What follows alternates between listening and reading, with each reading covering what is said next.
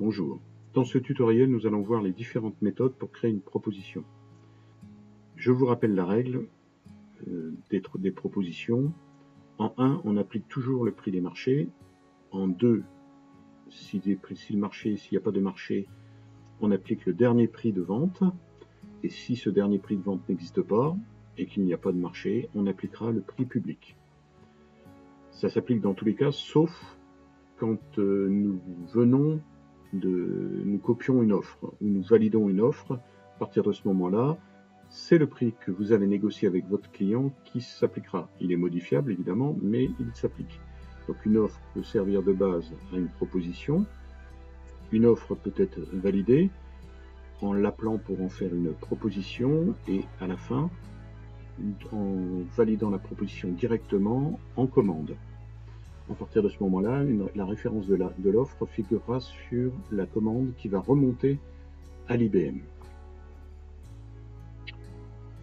Première méthode, nous allons voir par la liste des clients. Donc quand vous arrivez ici, vous sélectionnez votre client et vous cliquez simplement sur proposition.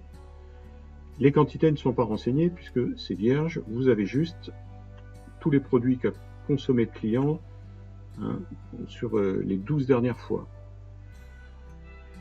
La deuxième méthode, on appelle le portefeuille des commandes, et là on choisit, par exemple si je travaille sur ce client-là, Fermette, je sélectionne le client Fermette, je maintiens le doigt sur l'écran en tactile et automatiquement ça va m'ouvrir ce menu déroulant, ou alors je clique sur le bouton droit si j'ai une souris. Ici je vais retrouver créer une proposition. Évidemment, comme il y a un risque d'erreur, on me demande de confirmer. Je confirme que je prends cette commande en cours pour créer une proposition. À partir du moment où j'ai une proposition de prête, elle appliquera les règles que nous avons dit. Donc 1, le prix marché, 2, le dernier prix de vente au client, 3, le prix public. Et évidemment, il me restera plus, les quantités sont pré-renseignées, il ne me restera plus qu'à vérifier et à remplir ou modifier comme je l'entends. L'autre endroit sur lequel on peut appeler une proposition, c'est dans le carnet, dans le portefeuille client et dans le portefeuille des offres. À partir de ce moment-là, je peux choisir une offre. Toujours pareil, je clique sur le bouton droit ou je maintiens mon doigt sur l'écran et je crée une proposition. Voilà, créer.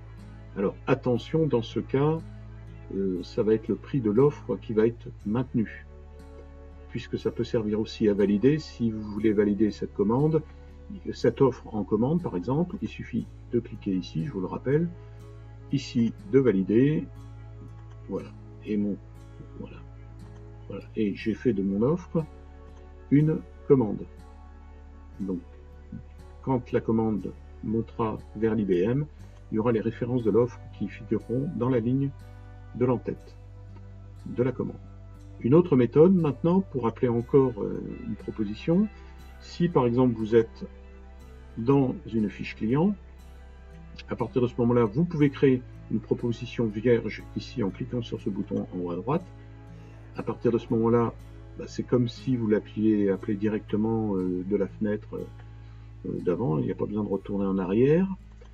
Vous pouvez aussi partir d'une commande et décider, toujours pareil, bouton droit, de créer une proposition. Alors attention, là c'est la règle qui s'applique, toujours pareil, prix du marché, prix du dernier prix de vente du client et prix public en dernier.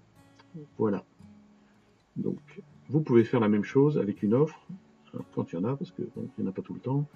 Et là, je pense qu'il n'y en aura pas. Voilà, donc pas d'offre, mais vous sélectionnez la ligne pareil. Alors attention, l'offre, ça reste toujours pareil, c'est le prix de l'offre qui est prioritaire. Voilà.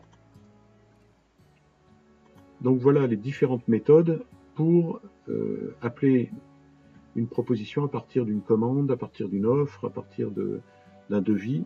Vous avez toutes ces possibilités-là. Chaque fois que vous avez des listes, pensez au bouton droit, ça pourra vous aider. Voilà. Eh ben, je vous souhaite une bonne continuation. À bientôt dans un nouveau tutoriel.